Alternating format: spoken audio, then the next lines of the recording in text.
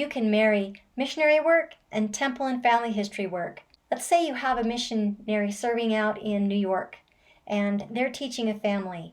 Well, after they're baptized and they give them the lesson on the temple, this way we can help set up in the background more people in the family tree so that when that family starts keying in their information, they have a higher chance of connecting two people in the family search tree so they can take a name to the temple.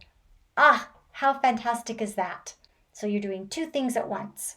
It's a little app from BYU Record Linking Lab. iPhone users, go to Safari. This way you'll be able to put it on your home screen.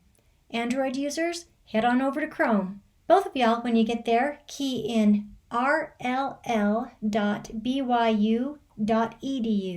You'll be taken to the home screen. Up in the upper right-hand corner, go ahead and click on that hamburger menu. You'll receive another menu. From here, select Volunteer. This takes you to the volunteer page. There'll be several options in here, but the one we want to click on is the BYU Hints. And this is what the home page looks like. What we want to do in here is click on the input field to add a last name. In this instance, we're going to put in Smith. And then the next thing we do is select a location. So we're going to key in Green, New York. And then we're going to click Search. It will take you to a map that is zoomed way out. So just take your fingers and pinch until you get it down far enough that you can just click on the individual pins. I love using this on my iPad. That way, when I'm hanging out at night and maybe watching a little TV, I can do this on a little bit larger format than my phone. So the next thing we're going to do is click on one of these pins. This says last name is Gary and it's in New York, New York. So we're going to go ahead and click on it. Now, when you come to this page, at the top it's going to say Family Search Tree, Open. Ignore this banner because we want to work within the browser. As you can see, we're working with the United States 1910 Census. On the left-hand side of the screen shows us the information that is in the 1910 Census. On the right-hand side, it shows us people who are in the family tree. Now, not every single record that we're going to be looking at is a match. So that's where we've got to use our own brains to determine whether or not this needs to be attached. If we scroll down, we can see that there are more people that could potentially be matching on this. At the top of the screen, as I mentioned before, the left-hand side shows us information from the 1910 census, and on the right-hand side shows us people who are already in Family Search. What we want to do is to see whether or not this is a match. So we're going to click on that little paperclip icon, and it extends the information so we can see what matches up. Now at the top you can see on the left-hand side that it says Francis Gary was born in 1876. And on the right-hand side it says this guy was born in 1873. There is 3 years difference between those two. However, depending on who is giving the information, that still could be the same person. Looks like they were both born in New York, and considering that on the previous page we saw a lot of people that were the same in the same household, so I believe it's the right person. So we're going to go ahead and click that plus button, and it's going to move the information over to the person in the Family Search tree. We're going to click Attach, and that will attach the 1910 census to Francis Gary. And we can see in green that it's been attached. So what we'll do is we'll do that same process with each of the people that are listed as we see them right here. Now, we do this because we're going to come across records like this. This is a different one. It's still the 19 census, but a different record. And down at the bottom, we can see that on the left-hand side, it says there's a George and a Dorothy, and on the right-hand side, there isn't anyone in the family tree. And if we scroll down, we can see that there's even more people on this 1910 census that aren't in the family tree.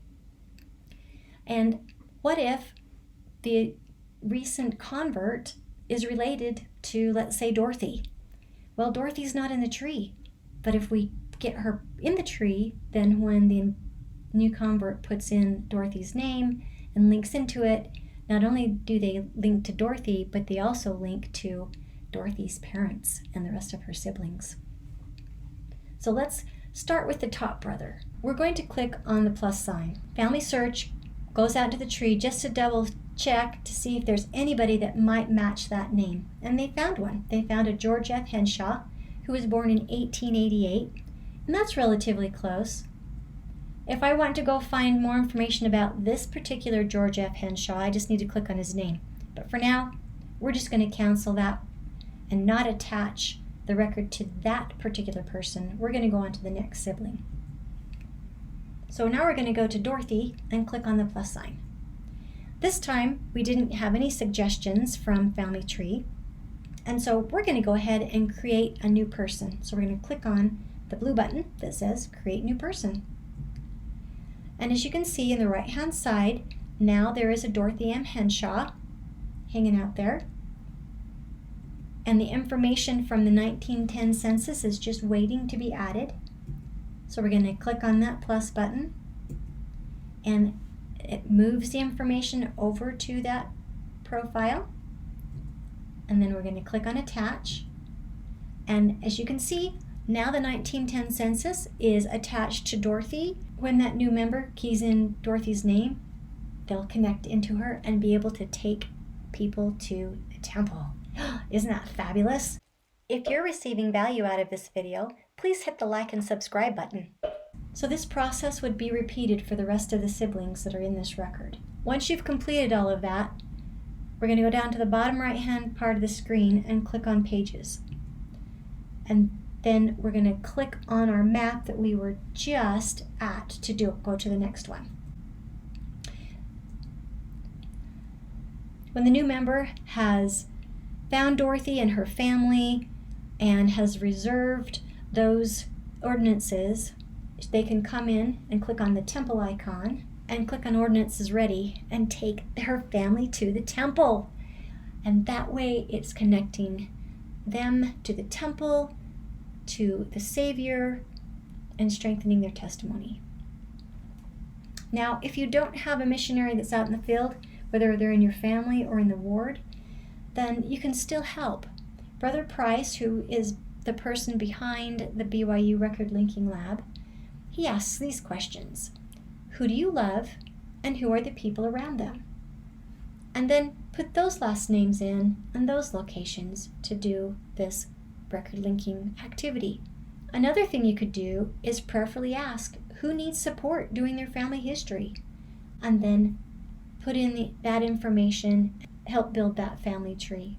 To add this app to your phone, just click on the end card and we'll teach you how to make a shortcut.